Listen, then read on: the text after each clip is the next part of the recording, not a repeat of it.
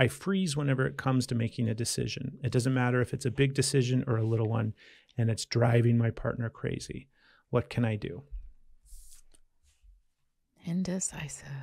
Right? In the trap. It's a trap. It is. The inability to make decisions is what, Steph? Analysis paralysis. It's hell. It's a trauma response. It is. It sucks. Right. It feels so shitty. Like, first, like, to be okay. Like, having so much compassion for that as somebody who also struggles with making decisions. And like it can feel, it's just completely debilitating. You feel like there's so much riding on it. And you have to like, it's like, it feels like, what it feels like is there are like a million ways to get it wrong, which is catastrophic, and only one way to get it right. Like those are impossible. Like how are you supposed to make a decision with that? And so your body is going through that, and like in the meantime, your partner is like, we just got to pick something. Right. And in the meantime, and you can think, well, they can make the decision if they're so good at it. They might be tired of making all the decisions. They might be tired of making the decisions and also somehow not picking the one that you wanted because you wouldn't make the decision. So like there's this whole thing that can just go. And what it comes to is, instead of focusing on this driving your partner crazy, which is only going to serve in keeping you frozen longer because you're upsetting them. And when you're dysregulated, now you're pissing your partner off and upsetting them, and they're frustrated with you. You're driving them crazy with words. Like that just like reactivates you and just makes it even more impossible to make the creates tiniest more frozenness decision.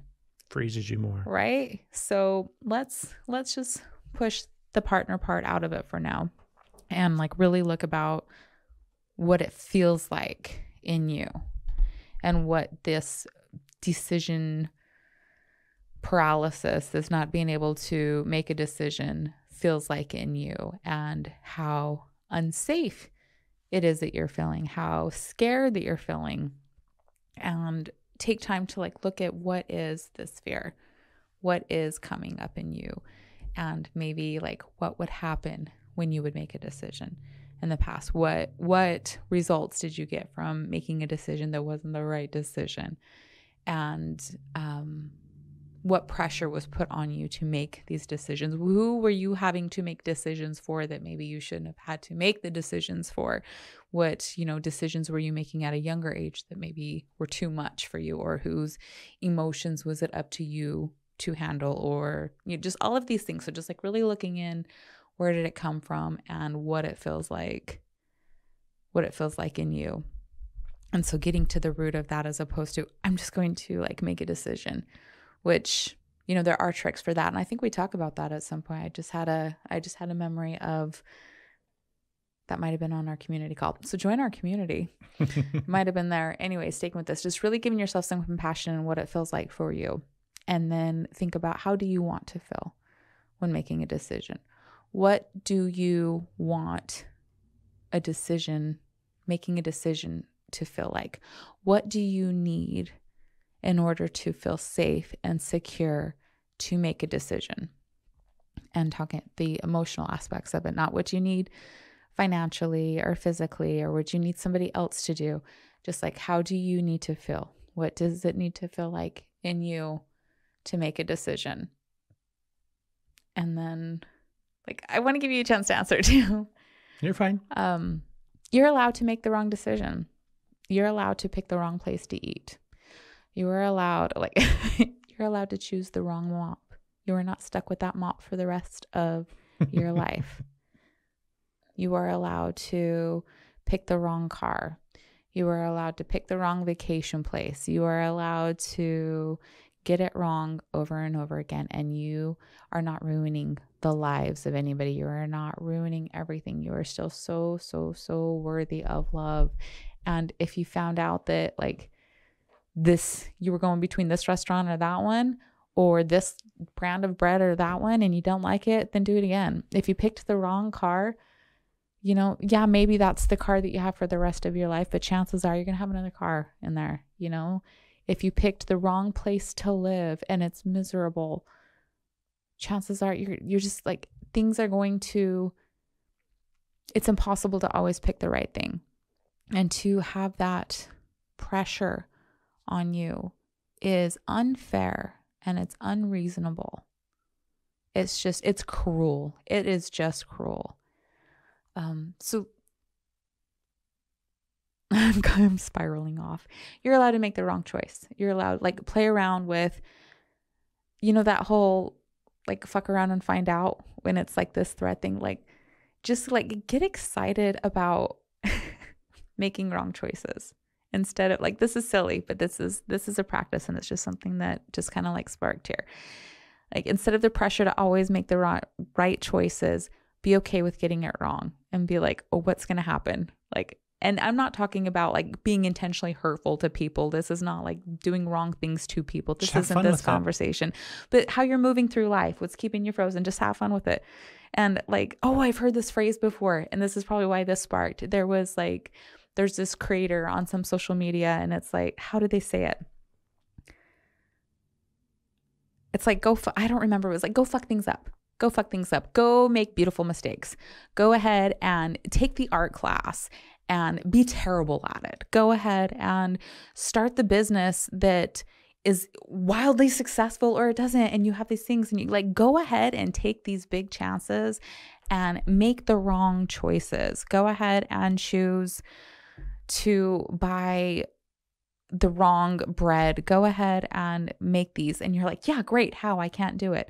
And it's something small, just like really, really small. That's what I was going to say, is like, start with small stuff.